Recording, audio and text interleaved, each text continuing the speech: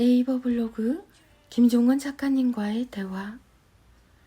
하루 5분 필사하는 아이, 필사하지 않는 아이. 1. 게임 스마트폰 중독. 게임이나 스마트폰을 하지 않고 살 수는 없습니다.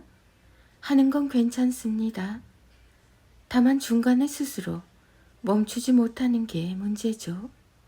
하지만 하루 5분 필사를 하며 5분이라는 시간이 주는 가치를 경험한 아이들은 숙제나 독서, 정리 등 그날 꼭 해야 할 것들이 무엇인지 알고 있어서 게임이나 스마트폰을 하다가도 중간에 멈추고 자기가 해야 할 일을 합니다. 2. 친구와의 관계. 어른도 그렇지만 아이들의 모든 관계도 결국 언어 수준이 중요합니다. 자신이 생각한 것을 말과 글로 선명하게 표현할 수 있는 아이들에게는 친구와의 관계에서 큰 문제가 생기지 않습니다. 소통이 원활하게 되기 때문이죠. 필사를 하면서 높은 언어 수준을 갖게 된 아이들은 그래서 친구와의 관계에서도 유리합니다. 3. 수업 시간. 하루 5분 필사는 수업 시간에도 빛을 발합니다.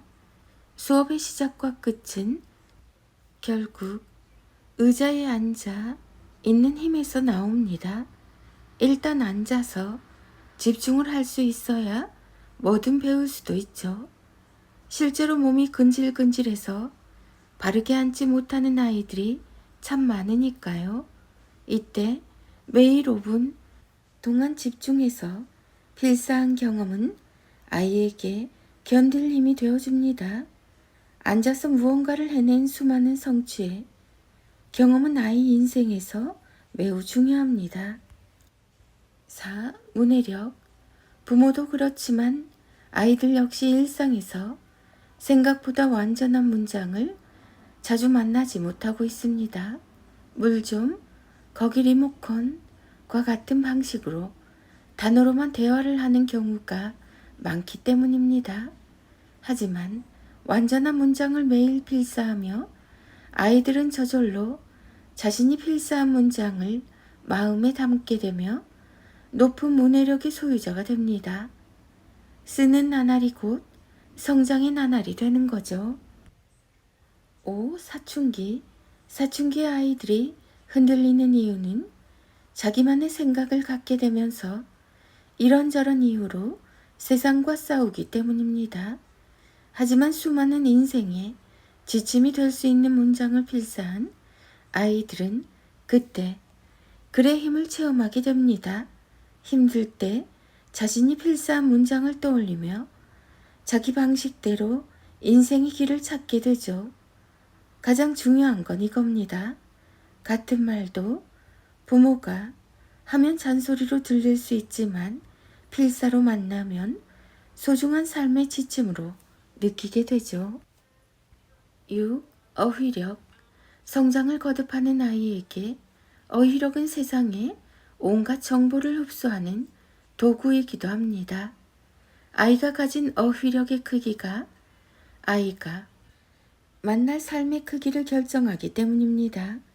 필사를 통해서 일상에서 만나지 못했던 다채로운 어휘와 표현을 만나며 저절로 아이의 어휘력이 향상되어 동시에 아이가 만날 세계의 크기도 커집니다. 교과서에서는 영원히 만날 수 없는 진짜 공부를 할 수 있게 되죠. 7. 삶의 태도.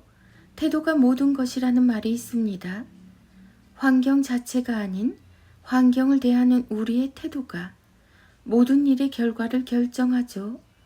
아이가 필사를 통해서 살면서 꼭 가져야 할 삶의 태도를 접하게 되니 불평이나 불만도 줄어들게 됩니다. 이게 중요한 이유는 필사를 통해 스스로 한번 깊이 생각해 보게 된다는 사실에 있습니다. 아무리 좋은 것들도 일단 접하고 생각해 봐야 나의 것으로 만들 수 있기 때문이죠. 필사를 통해 매일 그런 값진 기회를 만날 수 있습니다. 엄마 아빠와 아이가 동시에 필사를 시작하는 게 좋습니다. 아이가 하지 않으려고 하면 엄마 아빠가 먼저 시작하세요.